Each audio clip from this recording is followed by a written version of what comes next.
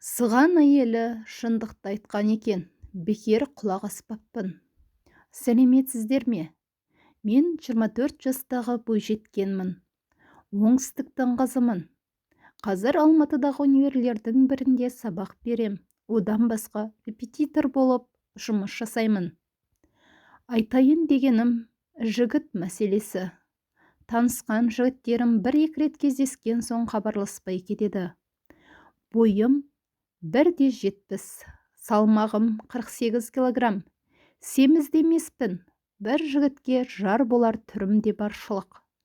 Бірақ неге екенін? Анама магистратура бітіргенше тұрмысқа шықпаймын деп едім. Алла нәсіп етсе, осы жылы магистратураны бітірем. Туыстарым да тұрмысқа шығуға әрекет жаса, карьера деп жүріп қалма дейді. Тіпті бірге жұмыс жасайтын апай да баласымен таныстырып еді. Ол да хабарласпай кетті. Анасына ұнады, сүйкімді, ақылды қыз екен.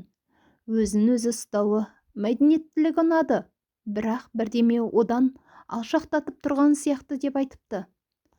Шындап қорқайын дедім. Тұйықталып кеттім. Кездесуге шақырған жігіттерге шығуға жүрек сынып қалдым. Құрбыларыммен де кездесуден қашатын болдым. Мектеп бітірген жылы базарда бір сыған әйел: "Қызым, сенің жолыңды байлап тастаған, бақытсыз өтсін" деп алдыңнан тұз шашқан. "Маған 2 түрлі жіп әкел, ашып берейін жолыңды. Сенен ат пен түйенің құнын сұрамаймын ғой" дегенде мән бермеген едім. Енді сол ойымнан кетер емес. Расымен де өмірде дуа жасату деген нәрсе бар ма? Бар болса, қалай қайтаруға болады? Балгерлерге баруға қорқам. Қандай ақыл айтасыздар? Алдын ала рахмет, Алла разы болсын. Кейіпкеріме ақыл кеңестеріңізді берсеңіздер.